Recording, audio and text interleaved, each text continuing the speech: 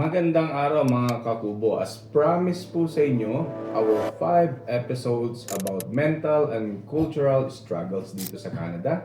So we will tackle the first one, which is homesickness and pag-iisa.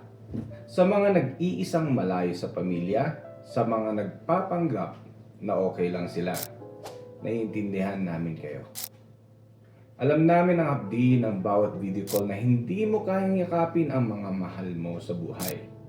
Yung tipong nakangiti ka sa camera, pero tumutulo ang luha after ng goodbye. Yung feeling na parang nasasakal ka sa lungkot sa empty mong apartment. Hindi mo kailangan mag-isa sa journey na to.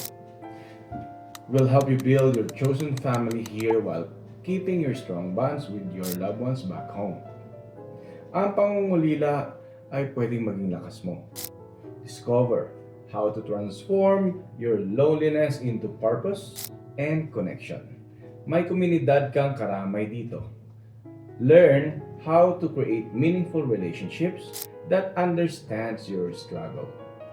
Your sacrifice builds bridges, not walls. Hindi ka nag-iisa, kaibigan. Follow and share for more valuable contents dito lang sa Kabunay Janarayan.